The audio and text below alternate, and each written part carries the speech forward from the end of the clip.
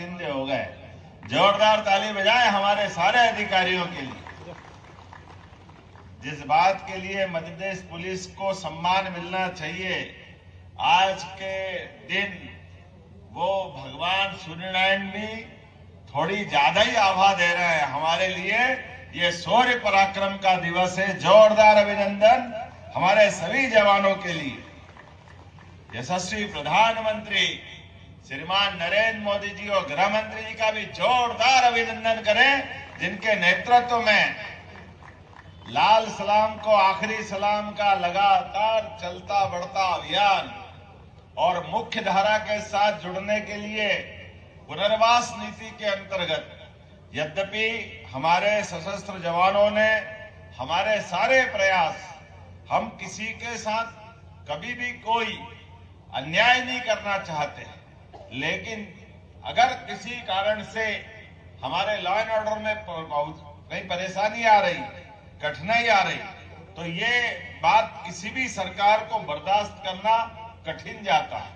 मैं मान के चलता हूं, यशस्वी प्रधानमंत्री और गृह मंत्री ने जो मार्च 2026 और अब तो जनवरी 2026 तक की टाइम लिमिट दी है, हमारी पुलिस ने वो काम करके दिखाया जिसमें वाकई वो अभिनंदन की हकदार है। जोरदार अभिनंदन हमारे तीनों तरह के पुलिस फोर्स के लिए। भारत सरकार के समर्थन के साथ छत्तीसगढ़ में रोज ये ऐसे दृश्य आम हैं। हमारे लिए ये नई बात, पहले एक महिला नक्सली सुनीता ने हमारे बीच आकर के इस शांति के पथ पे कदम बढ़ाया था। जोरदार अभिनंदन करें पुलिस के तब के वातावरण के लिए। और उसके बाद ये डलम का एक नया 10 सदस्यीय समूह, जिसके आधार पर हमारे लिए अगर इनके नाम देखें तो ये सुरेंद्र उर्फ कबीर, जिसपे मध्य प्रदेश ने 12 लाख का, छत्तीसगढ़ ने 25 लाख का, महाराष्ट्र ने 25 लाख का इनाम डिक्लेयर किया था। कुल जवाब 62 लाख का इनाम इस पे था। आज इनने सरेंडर किया है। ये संविधान की कॉपी लेकर के हम एक तरह से पुनर्वास की नीति के अंतर्गत शासन की योजना हमारे सारे व्यवस्थाओं के लिए हमारे साथ मिलकर के उस मार्ग को त्याग करके जिससे कठिनाई पैदा होती है, समाज में अव्यवस्था होती है, और कानून के रास्ते पे जो आएगा सरकार उसका पुनर्बसाहट का पूरा काम करेगी। निश्चित रूप से राकेश होडी इन्हीं का भी इसी प्रकार से ये और नाम तो सलिता, लालू, शिल्पा, नवीन, जयशीला, विक्रम, जरीना और समर सब मिलाकर के 2,36,00,000 का अलग अलग इनाम इन पर डिक्लेयर था, और ये आज हमारे मुख्य धारा में मिल रहे हैं।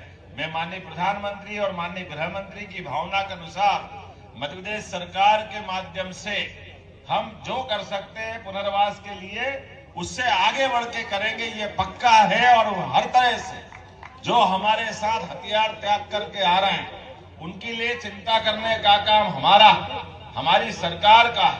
हमारी सरकार के माध्यम से और भी जो बचे हैं वो हथियार त्यागे, इस अपेक्षा के साथ मैं बताना चाहूंगा, अकेले 2025 में बालाघाट जोन में अब तक 10 हार्डकोर नक्सलियों को धराशायी करने का काम हमारी पुलिस ने किया था। ये बड़ी बहादुरी का काम था।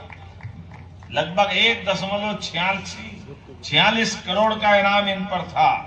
मैं मान के चलता हूं, जब मलाजखंड की दलम एसीएस सुनीता ने 1 नवंबर को पुलिस के आगे सरेंडर किया था, जिन पे लगभग 17.5 लाख का इनाम था, और उसके साथ साथ जब हमारा ये लगातार अभियान चला, इसी का परिणाम है कि हमारे एमएमसी जोन के प्रवक्ता अनंत उर्फ विकास नगपुरे द्वारा सीमावर्ती जिलों में 11 सशस्त्र वर्दीधारी नक्सलियों के साथ मैं हथियार आत्मसमर्पण किया था। मैं लंबी चौड़ी बात न करते हुए, क्योंकि 5 बजे हमारा हेलीकॉप्टर उड़ने का समय है, लेकिन आज का ये समय तो वास्तव में माननीय डीजी का रात को फोन आया तो हमने कहा मैं सब काम छोड़ के चलूंगा। हर हालत में हमारे जवानों का ये ऐतिहासिक दिन है, हमारी अपनी सफलता का यह नया प्रतिमान बन रहा है। जब हम इस दिशा में काम कर रहे हैं कई प्रकार से बालाघाट जोन को मैं बालाघाट ही नहीं, मंडला, डिंडोरी एक के बाद एक लगभग 2 साल के अंदर ये जिले हमारे भारत सरकार की उस लिस्ट से बाहर आए जिसको हम डेंजर जोन में मानते थे। धीरे धीरे करके बालाघाट का भी कान्हा पर्यटन का केंद्र, ये पूरा क्षेत्र, और उम्मीद करेंगे जनवरी तक हम अपने उस संकल्प की पूर्ति मध्य प्रदेश सरकार बालाघाट जिले से भी करके देगी, जिसकी माननीय गृह मंत्री जी ने अपेक्षा की है। जोरदार अभिनंदन करें इस माध्यम से। आज के इस अवसर पर बहुत सारी सौगातें अलग अलग प्रकार से हमारे शासन के द्वारा दी जा रही है और भी देने का प्रयास करेंगे। विशेष सहयोगी दस्ता 882 स्वीकृत पद करते हुए हमने सभी प्रकार से हमारे नवयुवकों को इस अभियान में शामिल होकर के राष्ट्रधारा के साथ हमारी ताकत को बढ़ाने का काम किया है। जनता की सुविधा के लिए भी बालाघाट पुलिस द्वारा दूरस्थ नक्सल प्रभावित क्षेत्रों में 46 एकल सुविधा केंद्र खोले गए। एकल सुविधा केंद्रों के माध्यम से युवाओं का चयन निजी कंपनियों से दिलवा करके उनको सिंगल क्लिक से नियुक्ति पत्र दिलवाए जा रहा है। एकल सुविधा केंद्र के माध्यम से भी वन अधिकार पट्टे से लेकर सभी प्रकार की चिंता का काम हमारे द्वारा किया जा रहा है।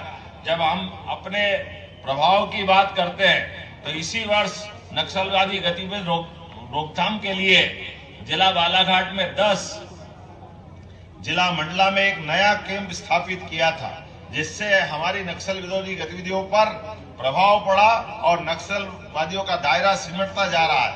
इसी तरह से 15 नवीन अस्थायी कैंप भी हमारे द्वारा लगाने का प्रयास किया है और हाक फोर्स के 1200 जवान लगातार अंकुश लगाने के लिए, और इसी के कारण से हाक फोर्स और 328 जवानों को जिला बल सहित हमने उनकी बहादुरी के फलस्वरूप क्रम पूर्व पदोन्नति देने का काम भी हमने किया था। जोरदार अभिनंदन करें हमारे बहादुर जवानों के लिए भी।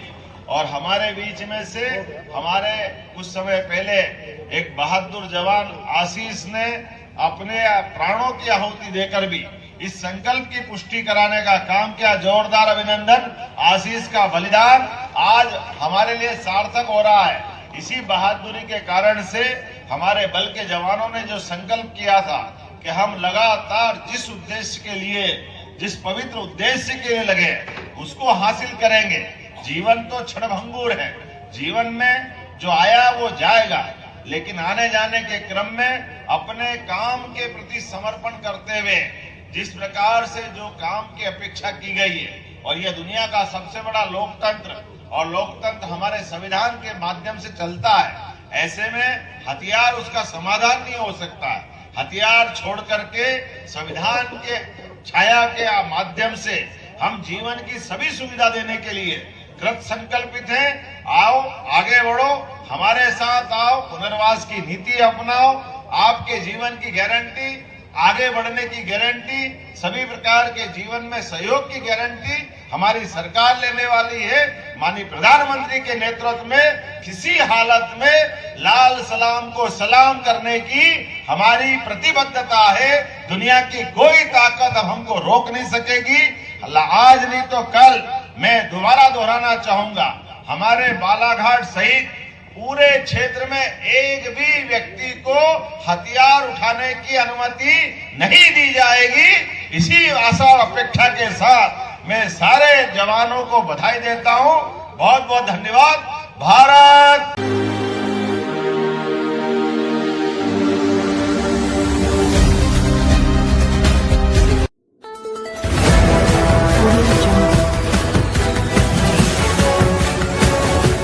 MP लाइव टीवी आपको रखे अपडेट, सच जो हम आपको बताएंगे। ऐसी ही तमाम खबरों से अपडेट रहने के लिए MP live TV news channel को सब्सक्राइब करना ना भूले।